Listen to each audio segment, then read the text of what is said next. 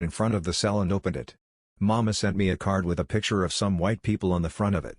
I guess she just can't perceive that I don't want anything to do with her white god. I am still confined to this cell. It is 9 by 4. I have left it only twice in the month I've been here for 10 minutes each time, in which I was allowed to shower. Did I tell you? They have assured me that I have not been given a bad conduct report. It is just that they felt I was about to do some wrong. It's always suspicions.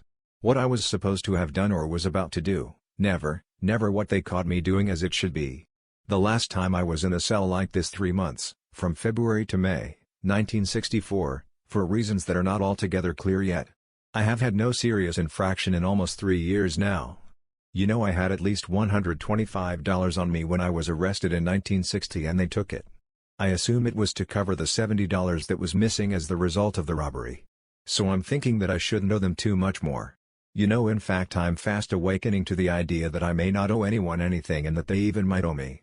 I have given 4.5 years of life, during which I have had to accept the unacceptable, for $70 that I didn't take. I protest. I protest. If you knew how much I protested, how seriously I felt about the matter, you and Mother and anyone who has a natural affinity with me would surely be trying to convince me that you were on my side. The events of the Congo, Vietnam, Malaya, Korea, and here in the US are taking place all for the same reason. The commotion, the violence, the struggles in all these areas and many more spring from one source: the evil and malign, possessive and greedy Europeans. Their abstract theories, developed over centuries of long usage, concerning economics and sociology take the form that they do because they suffer under the mistaken belief that a man can secure himself in this insecure world best by ownership of great personal, private wealth. They attempt to impose their theories on the world for obvious reasons of self-gain. Their philosophy concerning government and economics has an underlying tone of selfishness, possessiveness, and greediness because their character is made up of these things. They can't see the merit in socialism and communism because they do not possess the qualities of rational thought, generosity, and magnanimity necessary to be part of the human race, part of a social order, part of a system.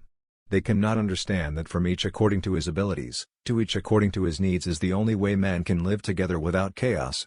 There is a species of fly that lives only 4 hours. If one of these flies, June fly I believe they are called, if one of these flies was born at 12 o'clock midnight in darkness and gloom, there would be no way possible for him in his lifetime to ever understand the concept of day and light. This is the case with the Europeans. They are small men with their petty intrigues and prejudices. In shallow men the fish of small thoughts cause much commotion, in magnanimous oceanic minds the whales of inspiration cause hardly a ruffle. Mao Zedong. George. February, 1965.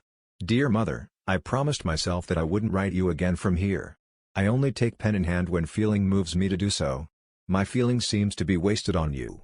You know beyond question what my feelings are. I never think of anything trite or inconsequential anymore. I've forgotten the feeling of joy. I've long since had my last smile wrung unceremoniously from my hollow soul. I write home to you people, my people, the closest of my kind for understanding and advice. I attempt to advise you in areas of which experience has made me better informed. I get no understanding. If I followed the advice I receive it would only serve to enslave me further to this madness of our times. My advice falls upon deaf ears. This is my reason for not wanting to write. What can I say further? It is clear you don't love me when you refuse to aid me the only way you can, the only way I expect. By telling me I am right and that I have your blessings. You see, I am being frank. Though I care about your feelings, I care more for your well-being. There are things brewing now that could ruin you completely if, when they break, you are in sympathy with wrong. Robert is the same way. He pretends or he may earnestly not feel the effects of the circumstances I attempt to explain. He is sympathetic to wrong. But I can overlook him more readily because of his almost complete lack of mental training. His past experiences have been very limited regarding the stimulus of academic learning. He is innocent. But not so with you, though your exposure was not all that it should have been. You are equipped with the basic fundamentals needed to guide one to the truth, should it be truth one favors. When I consider my own experience bought at the cost of these terrible years, supplemented in love and concern by your own experience and learning, what am I to think but that something is radically wrong, that I am being betrayed and have been betrayed? The question is one of grave proportions to me. I cannot stress this point too clearly. I mean to make sure this doesn't happen to me again or to my seed. If a person doesn't stand with me, he stands against me to my way of thinking. I feel that you have failed me, Mama. I know that you have failed me. I also know that Robert has never held an opinion of his own. You have influenced his every thought ever since you have known him. You have always had the running of things. You have done him a disservice. You are doing John a disservice now. You are a woman, you think like a bourgeois woman. This is a predatory man's world. The real world calls for a predatory man's brand of thinking. Your way of viewing the world is necessarily bourgeois and feminine.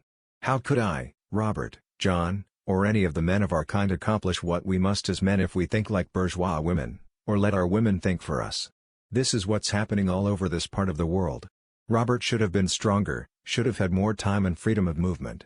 So should grandfather, and great-grandfather. But they didn't, and it isn't their fault. The cruelest and most suppressive treatment has always fallen to the males because they have not that tender defense the woman is born with. So understand me once and for all. I speak no further on the matter. You conceived and Robert sired a man. Nothing can turn me from my resolve. Make no further attempts. I am going to give my all to this thing, and if the victory is to fall to me, you and people like you must stand beside me, not lean or rely on me. Robert tells me you are sick. I am writing to ask about the nature of your illness. I know a hope will not aid you any, but by whatever gods there be I hope and wish you well.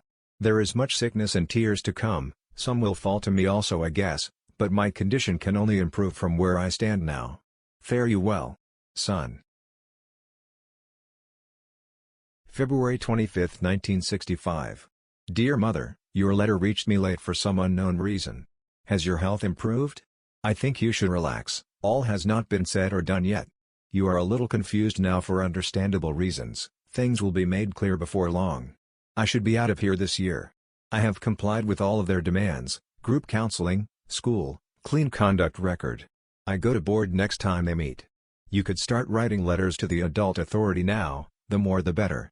You know what to say, that I was young then and you see a vast change in my character now. Also say that you can and will help me with a place to stay.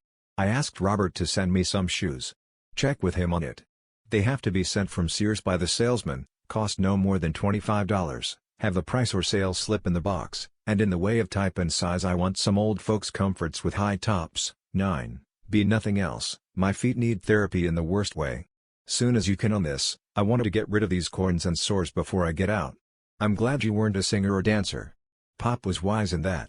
The image held of the blacks in this part of the world is that we are proficient in but one or two areas only, the service trades or the physical entertainment fields, singers, dancers, boxers, baseball players. Would you like to support the theory that we are good for nothing but to serve or entertain our captors? In the society of our fathers and in the civilized world today, women feel it their obligation to be ever yielding and obedient to their men. Life is purposely made simple for them because of their nature, and they are happy.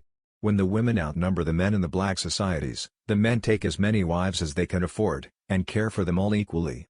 In the white for some nebulous reason the man can take only one, the rest are left to become prostitutes, nuns, or lesbians.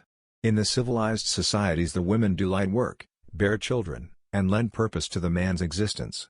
They train children in the ways of wisdom that history has shown to be correct. Their job is to train the children in their early life to be men or women, not confused psychotics. This is a big job, to train and propagate the race. Is this not enough? The rest is left to the men, government administration, the providing of means of subsistence, and defense, or maintenance of life and property against any who would deprive us of it, as the barbarian has and is still attempting to do. The white theory of the emancipated woman is a false idea. You will find it, as they are finding it, the factor in the breakdown of the family unit. Mama, all this struggle is unnecessary. Let's not create an atmosphere of competition among ourselves as they have done. Life is too short. There is too much for us to restore to its proper order and we're too wise. What do you think made the white guy write that life is a tale told by an idiot, full of sound and fury, signifying nothing? He felt frustrated and stupid. Son,